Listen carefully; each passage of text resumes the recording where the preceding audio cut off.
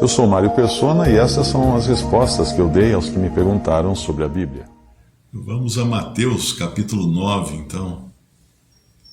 Entrando no barco, passou para o outro lado. Eles estavam na terra dos Gadarenos, onde o Senhor teve aquele encontro com os endemoniados. Em um evangelho são 2 endemoniados, no outro evangelho é um endemoniado. Quando ele chega à sua cidade, na verdade ele chega aqui a Cafarnaum,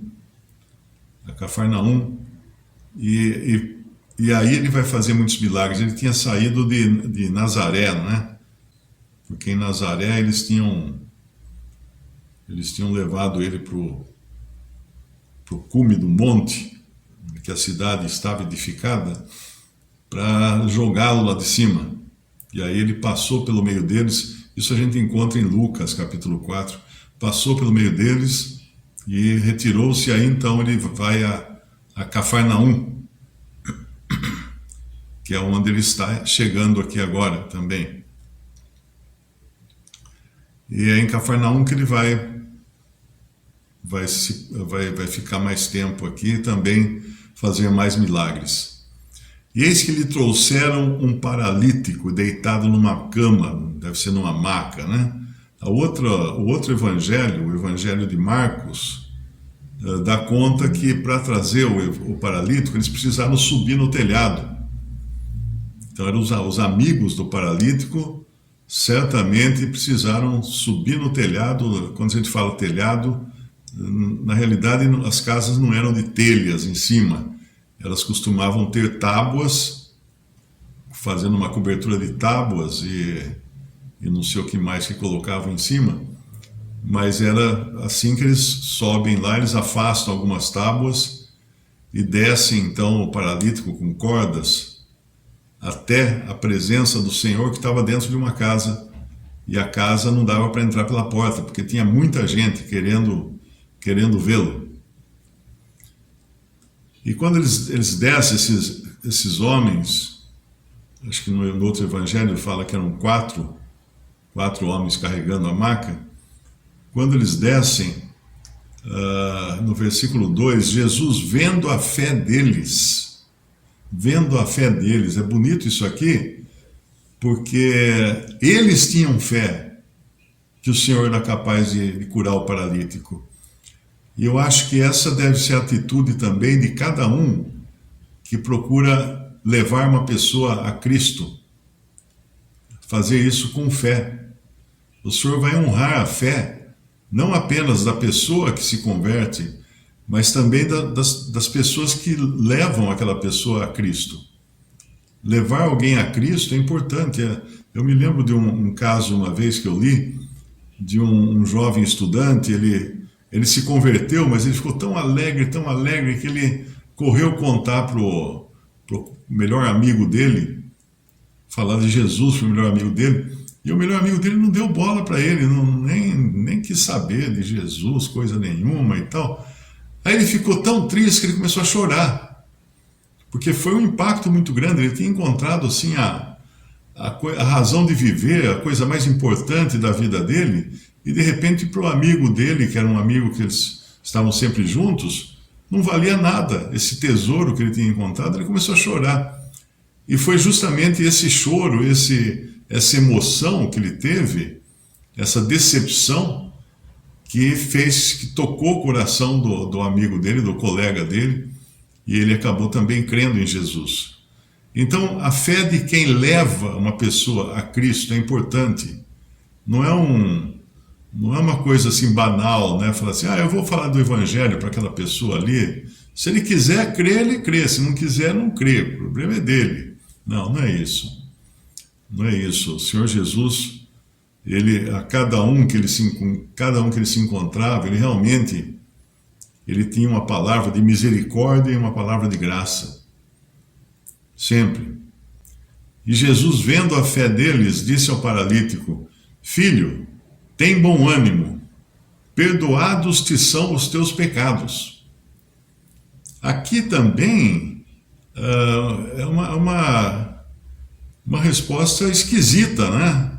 Os amigos poderiam nessa hora dizer assim, mas peraí, nós trouxemos ele aqui para ele ser curado da paralisia, para ele poder andar, né? Agora o Senhor fala, perdoados te são os teus pecados.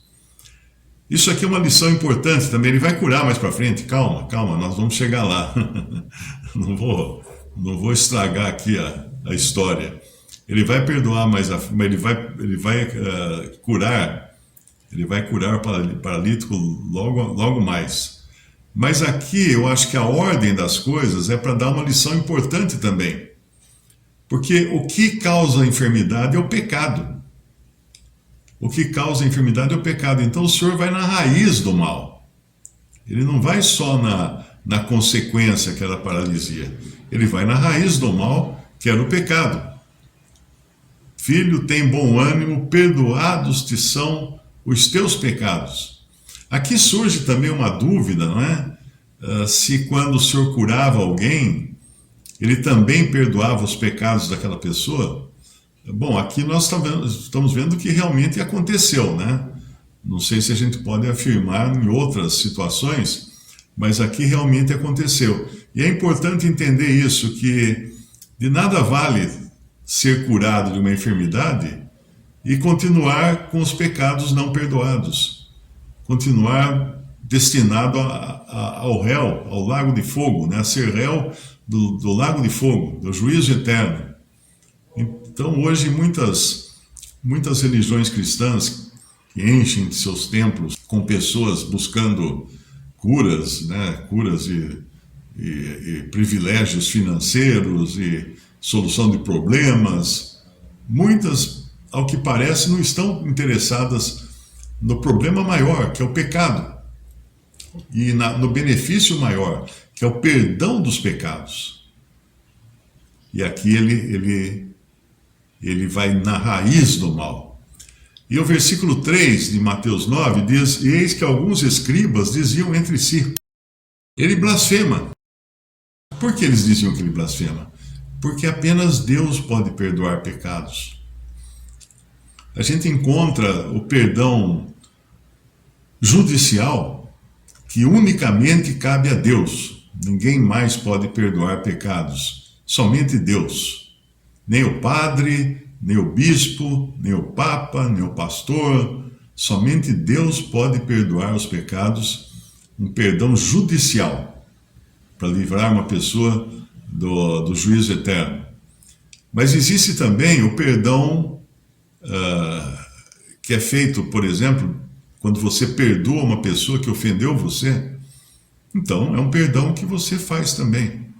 Existe o perdão que a Assembleia faz quando um irmão cai em pecado e é colocado fora de comunhão, em disciplina. Aí depois ele se arrepende e é perdoado do seu pecado. É um perdão governamental, então. É um perdão que é restrito aqui ao mundo, né, a esta vida. Mas o perdão de pecados, valendo para a vida eterna, este só mesmo Deus pode fazer isso. Por isso que os escribas aqui, eles dizem entre si, ele blasfema. Mas Jesus, conhecendo os seus pensamentos, como é que alguém podia esperar que o Senhor não fosse perceber o que eles estavam pensando, né?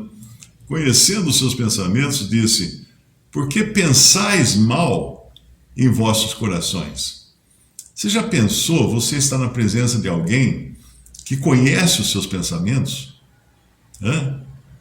É estranho, né? Dá um calafrio até na gente, né? Ele conhece todos os meus pensamentos, porque ele é Deus. Ele é Deus, Deus e homem. E ele então sabe tudo que há dentro de uma pessoa, no mais íntimo do seu coração. Ele conhece tudo, não dá para se esconder do Senhor. Ninguém consegue esconder do Senhor suas intenções, seus pensamentos.